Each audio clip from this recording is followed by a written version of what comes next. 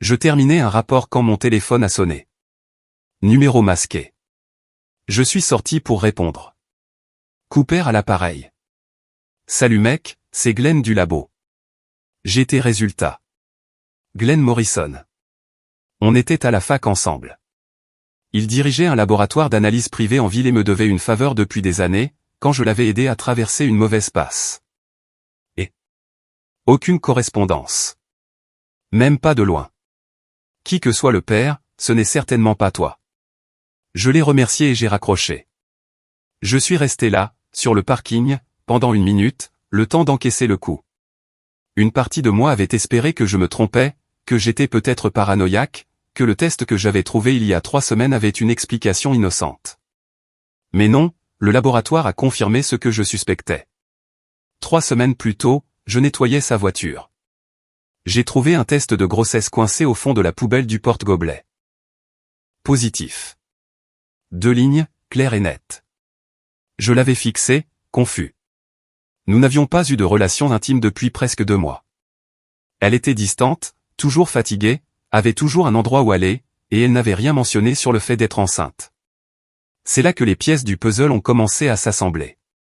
Le nouveau mot de passe de son téléphone. J'avais essayé d'utiliser l'ancien quelques jours auparavant juste pour regarder l'heure pendant que le mien chargeait. Accès refusé. Elle l'avait changé sans rien dire. Puis il y avait les mercredis soirs. Club de lecture, disait-elle. Sauf que j'avais nonchalamment posé la question à son amie Nathalie lors d'un barbecue le mois dernier, et Nathalie avait eu l'air confuse. Il n'y avait pas de club de lecture. Je ne l'ai pas confrontée. Ça aurait été stupide. Elle aurait tout nié, retourné la situation, fait de moi le méchant pour ne pas lui faire confiance. À la place, j'ai observé, j'ai attendu. Il y a 2 samedis, nous étions sur le canapé à regarder un film d'action qu'elle avait choisi. Elle ne prêtait pas vraiment attention, vérifiant sans cesse son téléphone. À un moment, elle s'est levée pour prendre de l'eau, laissant le téléphone sur la table basse. L'écran s'est allumé avec une notification. Je l'ai vu le déverrouiller en revenant. J'ai pris une note mentale, sans réagir, continuant simplement à regarder le film comme si de rien n'était. Le mercredi est revenu. Elle est partie pour son prétendu club de lecture vers 19h. J'ai attendu 30 minutes, puis j'ai pris son iPad dans la chambre. Même mot de passe. 1, 2. 0 bingo. Je suis allé directement dans les photos. Tout semblait normal au début, des photos de nourriture, des selfies au hasard, des captures d'écran de recettes. Mais ensuite, j'ai vérifié le dossier des suppressions récentes. C'était là, une photo d'un test de grossesse, positif. Daté de 2 semaines après celui que j'avais trouvé dans sa voiture. Elle l'avait pris en photo, puis l'avait supprimé, mais elle avait oublié le délai de suppression de 30 jours. Je suis resté assis là, à fixer cette photo pendant un long moment. Elle était enceinte. Elle savait qu'elle était enceinte, et elle me le cachait. Le lendemain, j'ai appelé Glenn, lui expliquant la situation. Il a accepté de faire un test privé, en dehors des registres. J'avais juste besoin d'un de ces échantillons. Assez facile. Elle avait laissé une bouteille d'eau dans la voiture après sa séance de sport. Je l'ai mise dans un sac, l'ai déposée à son labo cet après-midi-là. 3 semaines d'attente, 3 semaines à la regarder agir de manière complètement normale. 3 semaines à l'entendre me mentir en face chaque jour. Et maintenant, j'avais ma réponse. Je suis rentré à la maison ce soir-là avec un calme étrange. Pas de colère, pas de tristesse, juste de la clarté. Le genre de clarté qu'on ressent quand on arrête enfin de se mentir à soi-même sur quelque chose que l'on savait déjà. Quand j'ai franchi la porte, elle était dans la cuisine, faisant défiler son téléphone. Elle a levé les yeux, puis m'a regardé à 2 fois. Tu souris. J'ai posé mes clés. Ah bon? Oui. Tu n'as pas souri comme ça depuis des mois. Que s'est-il passé? J'ai pris une bouteille d'eau dans le frigo. Je viens de recevoir de bonnes nouvelles. Les choses commencent enfin à avoir un sens. Son expression a légèrement changé. Sur la défensive. Quel genre de nouvelles? Des trucs du boulot. Des détails ennuyeux, rien qui ne t'intéresserait. Elle est restée là à m'étudier, le téléphone toujours à la main. Je pouvais voir son cerveau tourner à plein régime. Elle savait que quelque chose était différent, mais elle n'arrivait pas à savoir quoi. « Tu es bizarre, dit-elle. »« Bizarre comment ? » ?»« Je ne sais pas. Tu sembles juste différent. » J'ai bu une gorgée, la regardant par-dessus la bouteille. Elle semblait mal à l'aise. Nerveuse, même. Bien. Peut-être que je suis juste de meilleure humeur. C'est un problème ? Non, c'est juste étrange. Tu as été si silencieux ces derniers temps et maintenant tu agis comme si tu avais gagné au loto ou quelque chose du genre. J'ai ri. Je n'ai pas pu m'en empêcher. Pas tout à fait, mais on n'en est pas loin. Elle a croisé les bras. Qui t'a appelé ? Je t'ai vu au téléphone dehors. Juste un ami qui prenait des nouvelles. Quel ami ? Glenn Morrison. Tu te souviens de lui, de la fac ? Son visage n'a pas changé, mais j'ai vu sa poigne se resserrer sur le téléphone. Qu'est-ce qu'il voulait ? Rien d'important. Juste confirmer une information que je lui avais demandée. Quelle information ? J'ai haussé les épaules. Des affaires personnelles. Rien d'inquiétant. La vérité, c'est que je planifiais déjà mes prochains mouvements depuis 2 semaines. J'avais appelé un avocat, obtenu une consultation, rassemblé tous nos relevés financiers, ouvert un compte bancaire séparé et y avait discrètement transféré la moitié de nos économies. Je m'étais assuré que mon nom était le seul sur le renouvellement du bail que nous venions de signer. Tout était prêt. J'avais juste besoin de ce résultat de test pour confirmer ce que je savais déjà. Elle me regardait toujours, attendant plus d'explications. « Tu agis vraiment étrangement, dit-elle à nouveau. »« Vraiment ? Ou est-ce que tu n'es tout simplement pas habitué à me voir de bonne humeur ?» Sa mâchoire s'est crispée. Elle voulait insister, je le sentais, mais quelque chose la retenait. Peut-être qu'elle avait peur de ce qu'elle trouverait si elle continuait à creuser. « Je vais prendre une douche, dit-elle finalement. « Bien sûr, prends ton temps. » Alors qu'elle passait près de moi, j'ai remarqué que ses mains tremblaient légèrement. Elle serrait le téléphone plus fort, les jointures blanches. Je me suis assis à la table de la cuisine et j'ai ouvert mon ordinateur portable. Un email de mon avocat m'attendait. Objet, prêt à procéder. J'ai entendu la douche se mettre en marche à l'étage. Puis j'ai entendu sa voix. Faible mais audible. Elle parlait à quelqu'un, probablement à lui disant probablement que quelque chose n'allait pas, que j'agissais de manière suspecte. Elle avait raison de s'inquiéter. J'ai cliqué sur « Répondre » et j'ai tapé « Lancer la procédure demain matin ». Puis j'ai refermé l'ordinateur portable et j'ai souri à nouveau. Parce que demain, quand tout deviendrait officiel, elle comprendrait enfin exactement pourquoi j'avais été de si bonne humeur, et il n'y aurait absolument rien qu'elle puisse faire pour l'arrêter. Le lendemain matin, je me suis réveillé avant elle, j'ai fait du café, j'ai vérifié mes emails. Mon avocat avait déjà déposé les papiers. Tout était enclenché. Elle est descendue vers 8 heures, toujours en pyjama. On aurait dit qu'elle n'avait pas beaucoup dormi. « Bonjour », dis-je en me servant une deuxième tasse. Elle n'a pas répondu tout de suite. Elle est juste restée dans l'embrasure de la porte, les bras croisés, à me regarder. « Tu t'es couché tard hier soir », dis-je. « Tout va bien ? Je pourrais te poser la même question. » J'ai pris une gorgée de café. J'ai très bien dormi. La meilleure nuit que j'ai passée depuis des mois, en fait. Ses yeux se sont plissés. Qu'est-ce qui se passe avec toi ? Que veux-tu dire ? Tu sais très bien ce que je veux dire. Hier, tu étais tout sourire. Maintenant, tu es assis là à faire comme si tout était parfaitement normal. Ça ne l'est pas ? Elle s'est approchée de la cafetière, s'est servi une tasse avec des mains tremblantes. Tu caches quelque chose. C'est intéressant. Qu'est-ce que ça veut dire ? J'ai haussé les épaules. Rien. C'est juste intéressant que tu m'accuses de cacher des choses. Elle s'est retournée brusquement. De quoi tu parles ? Je ne parle de rien. C'est toi qui as lancé le sujet. Son visage a rougi. Elle a ouvert la bouche, l'a refermée, puis l'a rouverte. Tu te joues de moi. Moi ? Je bois juste mon café. Arrête. Dis-moi simplement ce qui se passe. J'ai posé ma tasse et je l'ai regardé droit dans les yeux. Pourquoi ne me dis-tu pas d'abord ce qui se passe ? Quoi ? Tu m'as entendu. Y a-t-il quelque chose que tu veux partager ? Quelque chose d'important qui se passe dans ta vie et que ton mari devrait peut-être savoir? Son visage est devenu pâle. Pendant une seconde, j'ai cru qu'elle allait avouer, mais elle s'est ressaisie. Elle a remis ce masque défensif qu'elle portait si bien. Je ne sais pas de quoi tu parles. Bien sûr que non. Tu m'accuses de quelque chose? Devrais-je? Elle a claqué sa tasse sur le comptoir. C'est ridicule. Tu agis comme un fou. Est-ce moi, ou est-ce que je commence enfin à prêter attention? Son téléphone a vibré sur le comptoir entre nous. Elle l'a attrapé immédiatement, a regardé l'écran, puis a rapidement tapé une réponse. Ses mains tremblaient. C'est qui? Demandai-je. Ça ne te regarde pas. Réponse intéressante d'une femme à son mari. C'est juste une amie. D'accord. Mon Dieu, depuis quand ai-je besoin d'une permission pour envoyer des textos? Tu n'en as pas besoin. Je suis juste curieux de savoir pourquoi tu es si sur la défensive. Elle a pris son téléphone et s'est dirigée vers les escaliers. Je ne vais pas faire ça maintenant. Faire quoi?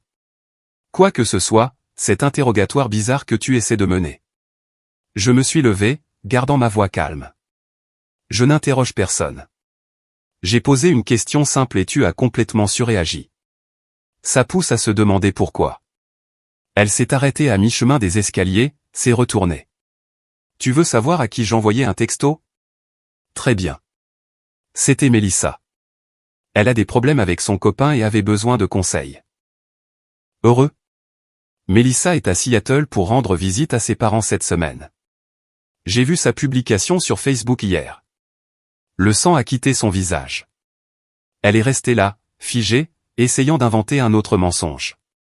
Mais bon, continuai-je, peut-être que tu envoies des textos à une autre Mélissa. C'est un nom facile à confondre. Tu consultes les réseaux sociaux de mes amis maintenant. C'est glauque. C'est apparu sur mon fil d'actualité, mais belle esquive. Elle est redescendue, la colère remplaçant la panique. Mais qu'est-ce qui ne va pas chez toi? Depuis quand tu remets en question tout ce que je dis? Depuis que j'ai commencé à remarquer que beaucoup de choses que tu dis ne collent pas tout à fait. Comme quoi? Comme ton club de lecture qui n'existe pas.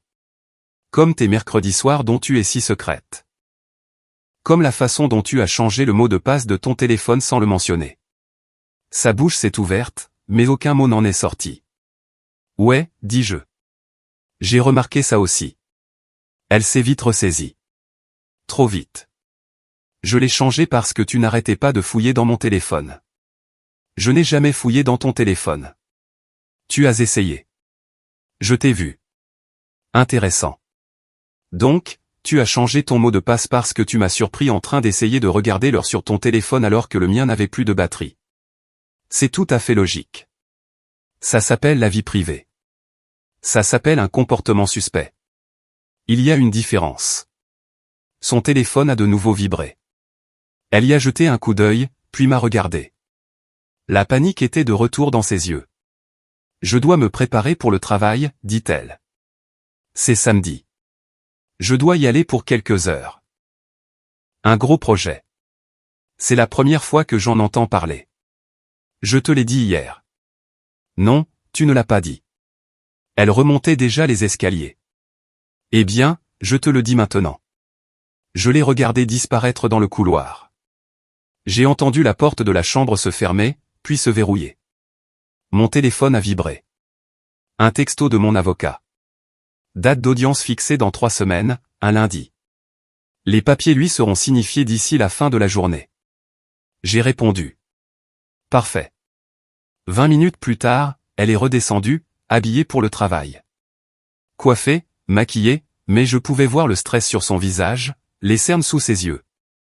Je serai de retour vers 15 heures, dit-elle sans me regarder. Bien sûr, passe une bonne journée sur ton projet que tu as très certainement mentionné. Elle a pris ses clés et son sac à main. Tu es un crétin. Je suis observateur. Il y a une différence. Elle a ouvert la porte d'entrée, puis s'est arrêtée, s'est retournée. Pourquoi fais-tu ça? Faire quoi? Agir comme ça? Dire ces choses? C'est comme si tu cherchais la bagarre. J'ai pris une autre gorgée de café, gardant une expression neutre. Je ne cherche rien du tout. J'en ai juste marre de prétendre que tout va bien alors que ce n'est clairement pas le cas. Qu'est-ce que ça veut dire? Ça veut dire exactement ce que ça veut dire. Elle est restée là un instant de plus, comme si elle voulait en dire plus. Mais elle a juste secoué la tête et est partie. Je l'ai regardée par la fenêtre monter dans sa voiture, je l'ai regardée s'asseoir là pendant une minute entière, le téléphone collé à l'oreille, je l'ai regardée s'essuyer les yeux avant de finalement sortir de l'allée. Elle n'avait aucune idée de ce qui l'attendait. Et honnêtement, j'aimais la voir se tortiller. Elle n'est pas rentrée à 15 heures. Ni à 17 heures. Elle a finalement franchi la porte vers 19h30, l'air épuisé. Long projet, dis-je depuis le canapé. Elle a laissé tomber son sac sur la table. Oui, c'était compliqué. J'en suis sûr. Elle a enlevé ses chaussures et s'est dirigée vers la cuisine. Je l'ai entendue ouvrir des placards, se verser du vin. Quand elle est revenue, elle avait un verre plein. Journée difficile? Demandai-je. On peut dire ça. Tu veux en parler? Elle a bu une longue gorgée. Pas particulièrement. Nous sommes restés en silence pendant un moment. Je la sentais me regarder, essayant de deviner ce que je savais, ce que je pensais. La tension était à couper au couteau. Finalement, elle a craqué. Bon, d'accord. Qu'est-ce qu'il y a? Qu'est-ce qui se passe avec toi? Que veux-tu dire?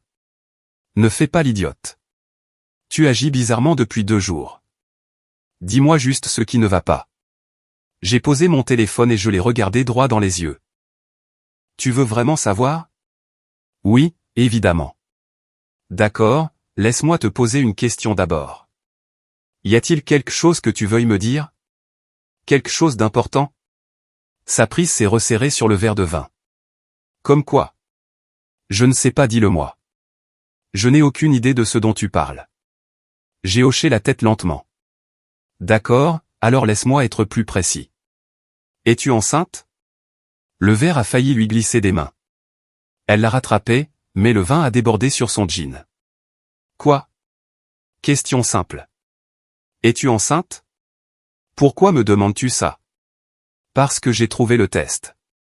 Son visage est devenu blême. Quel test? Celui dans ta voiture il y a 3 semaines, coincé dans la poubelle du porte-gobelet. Elle me fixait, la bouche bée, sans voix. Test positif, continuai-je. 2 lignes claires. Tu veux expliquer ça? Elle a posé le verre de vin avec des mains tremblantes. Tu as fouillé dans ma voiture. Je la nettoyais. Je l'ai trouvée par accident. Mais bel essai de diversion. Tu n'as pas le droit de fouiller là-dedans. Nous sommes mariés. C'est notre voiture. Mais ne nous égarons pas, réponds à la question. Es-tu enceinte? Elle s'est levée, a commencé à faire les 100 pas. C'est de la folie. Tu envahis ma vie privée, tu fouilles dans mes affaires. Je vais prendre ça pour un oui. Elle s'est retournée vivement. Ce n'est pas ce que tu penses, vraiment. Alors explique-moi, parce que de mon point de vue, ma femme est enceinte et me le cache. Quelle partie est-ce que je ne comprends pas? C'est compliqué. Et c'est toujours. Elle a mis ses mains sur son visage. J'allais te le dire. Quand? Après la naissance du bébé? J'avais besoin de temps pour réfléchir. Réfléchir à quoi, exactement? Elle n'a pas répondu. Elle est juste restée là, tremblante. J'ai sorti mon téléphone, j'ai ouvert les photos que Glenn m'avait envoyées. Laisse-moi t'aider à y voir clair. J'ai fait faire un test de paternité. Un laboratoire privé, un ami à moi l'a fait pour moi. Ses yeux se sont écarquillés. Tu as fait quoi? 0 correspondance génétique. Même pas de loin. Alors, laisse-moi te demander à nouveau, et cette fois je veux une réponse franche. Qui est le père? Elle s'est effondrée sur le bras du canapé, le visage vidé de toute couleur. Tu n'avais pas le droit de faire ça. J'en avais tout à fait le droit. Tu es ma femme. Ou du moins, tu l'étais. J'étais? Je me suis levé, j'ai attrapé l'enveloppe sur l'étagère où je l'avais laissée ce matin. Je l'ai jetée sur la table basse devant elle. Papier de divorce déposé hier. Tu seras officiellement notifié lundi, mais j'ai pensé te donner un aperçu. Elle a pris l'enveloppe avec des mains tremblantes, a sorti les papiers, a commencé à lire. Sa respiration est devenue plus rapide, plus superficielle. C'est pour ça que tu souriais, a-t-elle murmuré. C'est ça, ta bonne nouvelle. En partie. Le test de paternité était l'autre partie. Il a confirmé tout ce que je soupçonnais. Elle a levé les yeux vers moi, les larmes commençant à monter. Comment as-tu même eu mon ADN? La bouteille d'eau de ton sac de sport. Ce n'était pas si difficile. Tu as planifié ça. Je planifie tout ça depuis environ 3 semaines. Oui. Depuis que j'ai trouvé ce test et que j'ai commencé à relier les points. Elle s'est levée, les papiers serrés dans sa main. On peut arranger ça. On peut aller en thérapie. On peut surmonter ça. Surmonter quoi? Le fait que tu me trompes et que tu tombes enceinte du bébé d'un autre homme? Il n'y a rien à surmonter. C'était une erreur. Ça ne voulait rien dire. Une erreur. Tu le vois depuis des mois. Les mercredis soirs au minimum. Probablement d'autres fois aussi. N'insulte pas mon intelligence en appelant ça une erreur. Comment sais-tu pour le mercredi? Je sais beaucoup de choses. Comme le fait que ton club de lecture n'existe pas. Que tu mens sur tes sorties. Que tu as changé le mot de passe de ton téléphone quand je me suis approché trop près de la vérité. Elle s'est essuyé les yeux, étalant son mascara. Tu as fini par fouiller mon téléphone. Oui. J'ai trouvé cette photo supprimée dans ta galerie. Le deuxième test de grossesse. Celui que tu as pris en photo avant de le supprimer. Le délai de suppression de 30 jours, tu te souviens? Tu aurais dû vider ce dossier. Ses jambes ont semblé la lâcher. Elle s'est assise lourdement sur le canapé. Je n'arrive pas à croire que tu aies fait tout ça. Tu n'arrives pas à croire que j'ai découvert que tu portes l'enfant d'un autre homme. C'est ça que tu n'arrives pas à croire. Ce n'est pas comme ça. Alors, c'est comment? Explique-moi. Elle a mis son visage dans ses mains. On ne se connectait plus. Tu travaillais tout le temps, tu étais toujours fatigué. Je me sentais seul. Alors tu as trouvé quelqu'un d'autre et tu es tombée enceinte. C'est ton excuse. C'est juste arrivé. Rien n'arrive juste. Tu as fait des choix, toute une série de choix. Et maintenant, tu fais face aux conséquences. Elle a levé les yeux vers moi, désespérée. Et nous? Et notre mariage? Quel mariage? Celui où tu me mens tous les jours? Celui où tu portes le bébé d'un autre homme et tu le caches?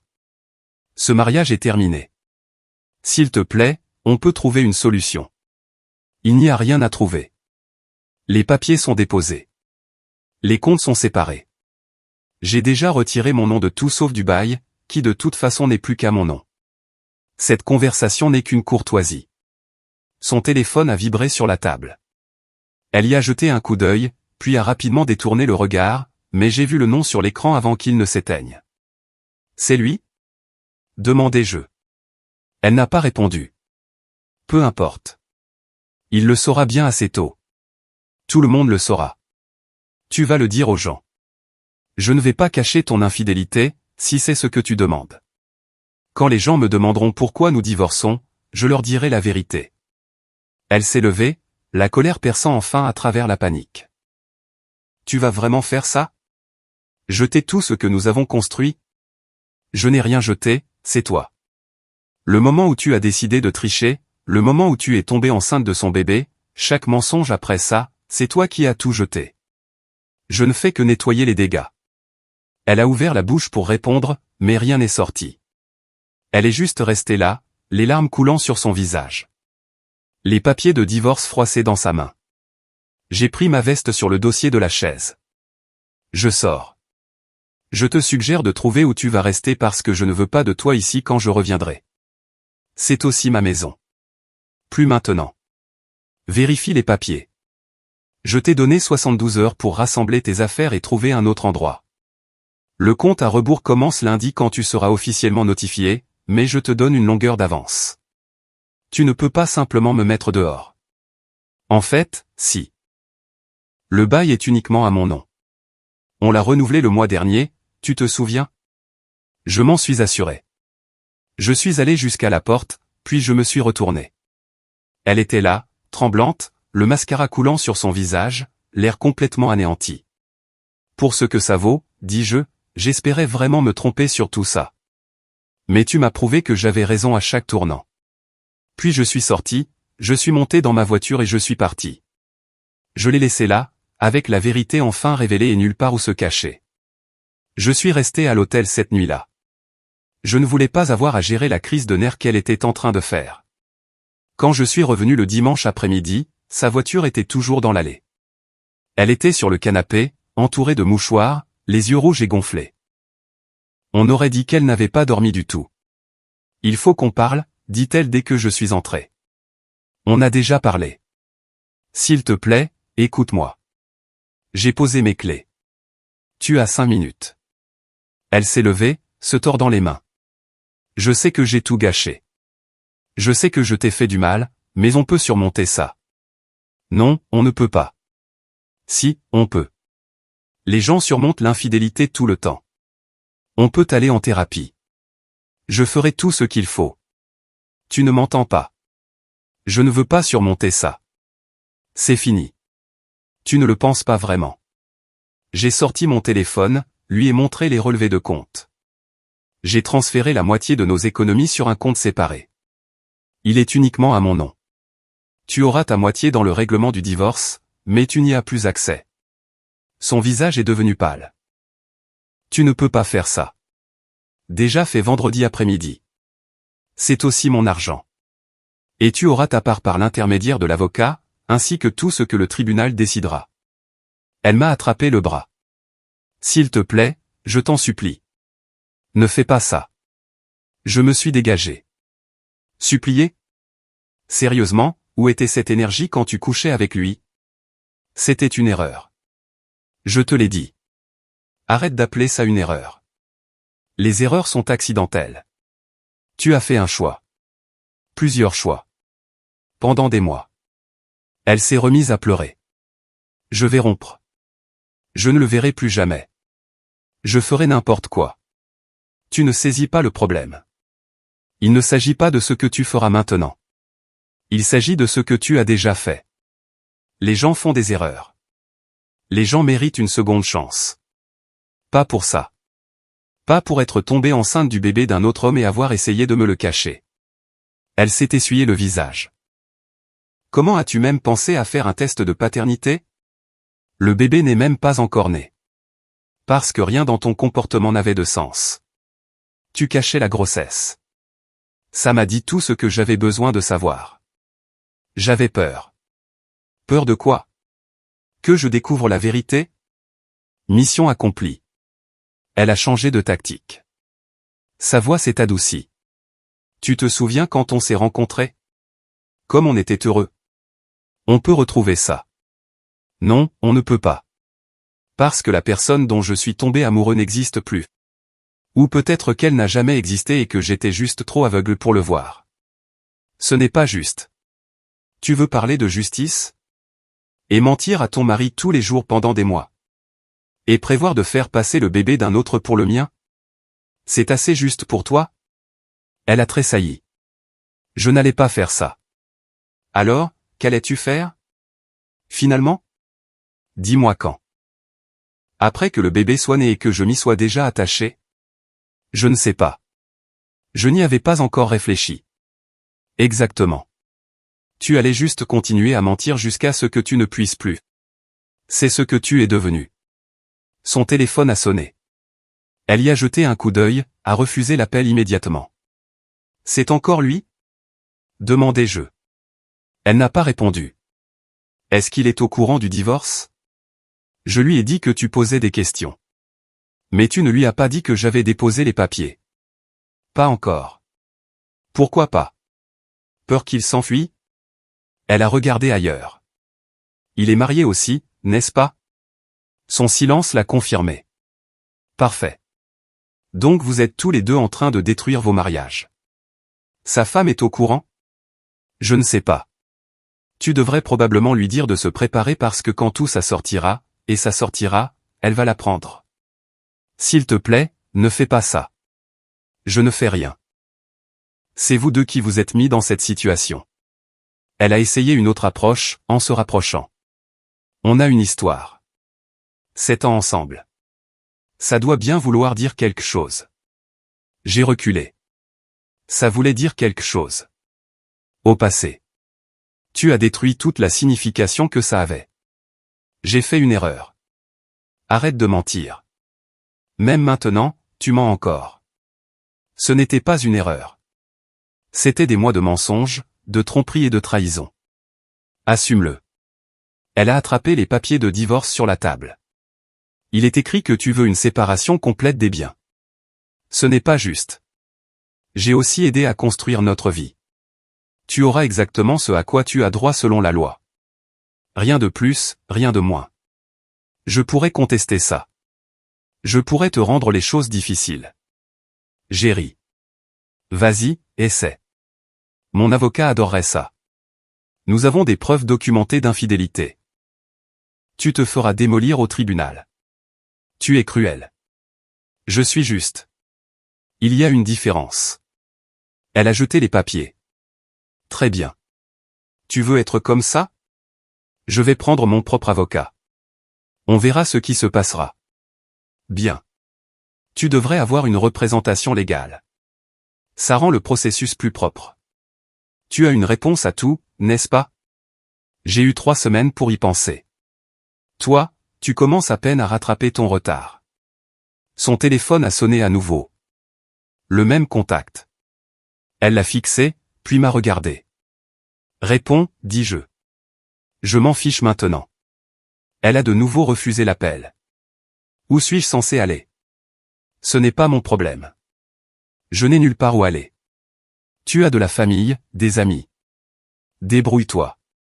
Ma famille vit à 4 heures d'ici. Alors je te suggère de commencer à conduire. Ou peut-être d'appeler ton petit ami. Je suis sûr qu'il serait heureux de t'aider. Il ne peut pas. Il est marié, c'est ça? Donc, vous êtes tous les deux des lâches en plus de tout le reste. Elle s'est rassise, le visage dans les mains. Je n'arrive pas à croire que ça arrive. Crois-le. C'est ce qui arrive quand on fait exploser sa propre vie.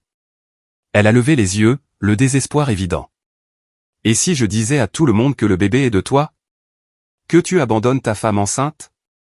J'ai affiché les résultats du test sur mon téléphone, je le lui ai mis sous le nez. Alors je leur montre ça. L'ADN ne ment pas. Mais vas-y, essaie. On verra comment ça marche pour toi. Elle s'est affalée. Je ne voulais pas dire ça. J'ai juste peur.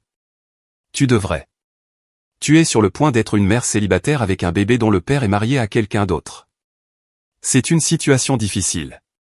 Tu aimes ça. Je n'aime rien du tout. J'en ai juste marre de faire semblant de me soucier de quelqu'un qui ne s'est clairement jamais soucié de moi. Elle a essayé une dernière fois, la voix à peine un murmure. S'il te plaît, je suis désolé. Je suis tellement désolé. Je sais que tu le es. Désolé de t'être fait prendre.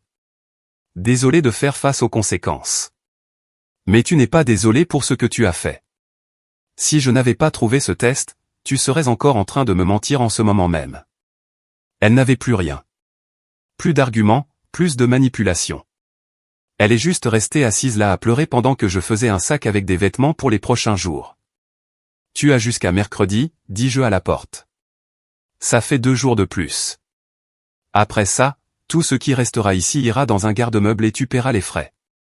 C'est vraiment la fin. C'est comme ça que ça se termine. Non, c'est comme ça que tu y as mis fin. J'accepte simplement la réalité.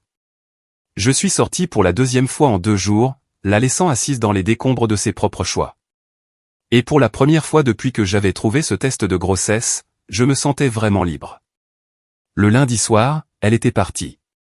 J'ai changé les serrures le mardi matin. La nouvelle s'est répandue rapidement. Mon frère a appelé, puis mes parents. Je leur ai dit la vérité. Elle a triché. Est tombée enceinte du bébé de quelqu'un d'autre. Des faits simples. Sa mère a appelé 3 fois avant que je ne réponde. C'est un malentendu. Vous pouvez arranger ça. Il n'y a pas de malentendu. Elle est enceinte du bébé d'un autre homme. J'ai les résultats ADN. Silence. Puis elle a raccroché. Nos amis communs m'ont contacté pour savoir si c'était vrai. J'ai confirmé sans élaborer, juste les faits. Elle a essayé de limiter les dégâts sur les réseaux sociaux. A posté quelque chose de vague sur des moments difficiles, et les choses ne sont pas ce qu'elles semblent être. Les gens qui connaissaient la vérité l'ont dénoncé dans les commentaires. Elle l'a supprimé le soir même. Jeudi, un numéro inconnu a appelé. C'est Cooper? Je m'appelle Bryant. Nous devons parler de ma femme et de votre femme. L'autre mari. Depuis combien de temps? A-t-il demandé. 6 mois au minimum. Probablement plus. Elle disait qu'elle faisait du bénévolat au centre communautaire le mercredi. La mienne disait qu'elle avait un club de lecture. Elle s'était coordonnée. Comment l'as-tu découvert? Un test de grossesse. J'ai un peu creusé. Longue pause. Enceinte. Oui. Test ADN. Ça a prouvé que ce n'est pas le mien. Nous avons parlé 10 minutes. Partagé nos chronologies. Il allait aussi déposer les papiers. Vendredi. Je l'ai vu à l'épicerie avec une amie. Elle m'a repéré, s'est figée, puis a disparu dans une autre allée. J'ai fini mes courses et je suis parti. Samedi, mon avocat a appelé. L'avocat de mon ex-femme veut négocier un règlement et demande plus que ce à quoi elle a droit. Je leur ai rappelé l'infidélité documentée. Ils ont fait marche arrière. Bien. Dimanche. J'ai retrouvé des amis dans un bar sportif. Des gars avec qui j'avais perdu contact. On a regardé le match. On a parlé de choses sans importance. Ça faisait du bien. Mon téléphone a vibré. Numéro inconnu. C'est sa femme. Merci pour la vérité. Désolé que vous traversiez ça. J'ai répondu. Vous aussi. Elle a répondu. Déjà déposé les papiers. Il peut se débrouiller seul avec son bazar. Tant mieux pour elle. La semaine suivante, je suis tombé sur Nathalie. J'ai entendu ce qui s'est passé. Vraiment désolé. Mieux vaut connaître la vérité. Elle m'a appelé pour me demander de l'héberger. J'ai dit non. Je ne peux pas cautionner ce qu'elle a fait. C'est juste. Tu gères bien ça. Être en colère ne changera rien. Après 2 semaines, la poussière est retombée. Les gens ont arrêté de poser des questions. Les ragots sont passés à autre chose. J'ai eu une promotion vendredi. Le projet s'est terminé avec succès. Mon patron m'a appelé. Nous sommes impressionnés. Nous voulons vous offrir le poste de responsable. 20% d'augmentation. De meilleurs horaires. Quelque chose que je voulais depuis des années. J'ai accepté. En sortant ce jour-là, j'ai réalisé quelque chose. Pendant qu'elle détruisait notre mariage, j'avais construit quelque chose de mieux.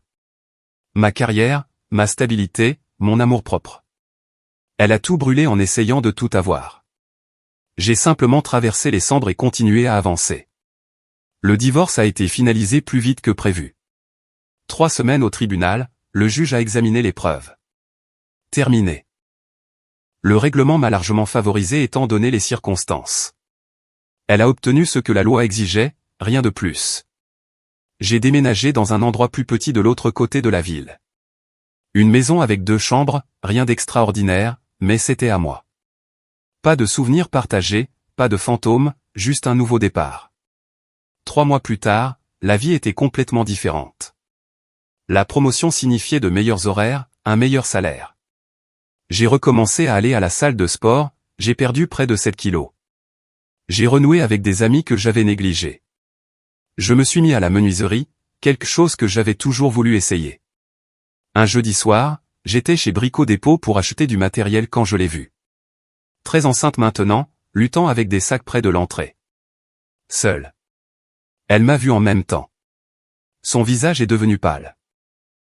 J'ai hoché la tête, j'ai continué à marcher vers ma camionnette. Attends. A-t-elle appelé?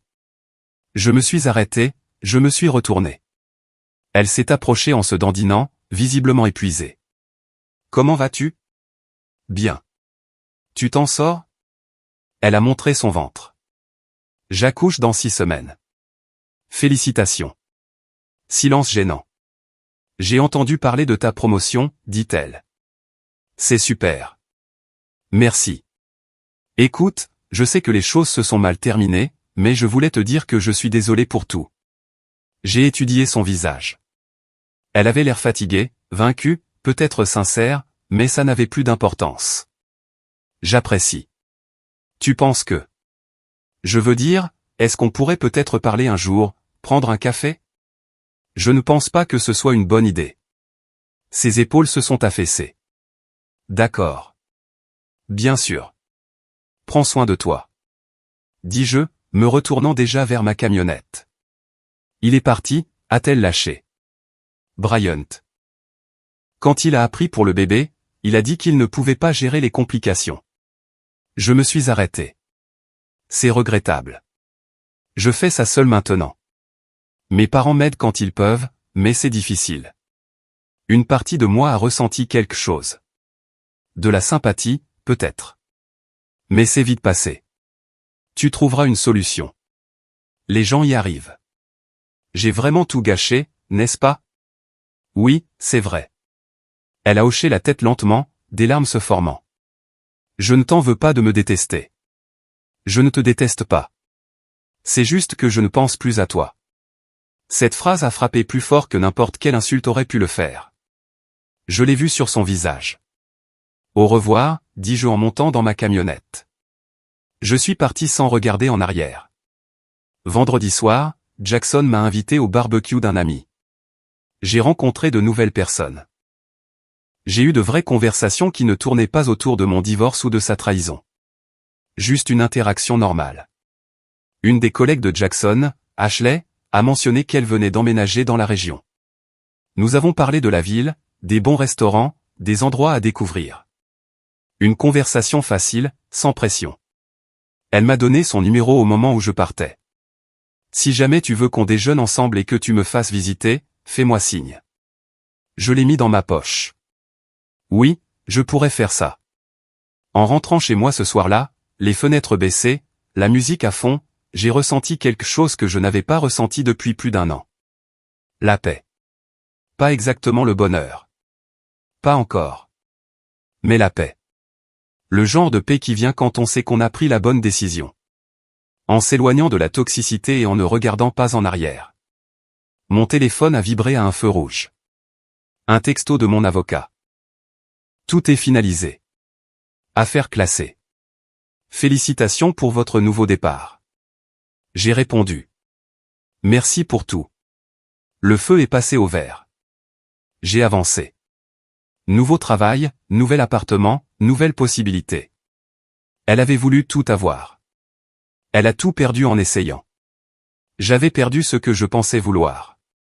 J'ai gagné ce dont j'avais réellement besoin, le respect de moi-même, la liberté, le contrôle de ma propre vie. Le genre de choses qui n'ont pas de prix. Je me suis garé dans mon allée, j'ai pris mes sacs de bricots dépôt et je suis entré dans ma maison. Ma maison, mon espace, ma vie. Et pour la première fois depuis longtemps, j'ai souri parce que j'avais vraiment une raison de sourire. Pas parce que je cachais ce que je savais, pas parce que je planifiais mon prochain coup, juste parce que j'étais libre. Et c'était suffisant. Notre histoire est arrivée à son terme. Si vous êtes arrivé jusqu'ici, que diriez-vous de vous abonner à notre chaîne? Cela nous aide énormément. J'ai sélectionné 2 autres vidéos pour vous que je suis sûr que vous apprécierez. N'hésitez pas à cliquer dessus. Je vous attendrai dans la prochaine histoire. À bientôt.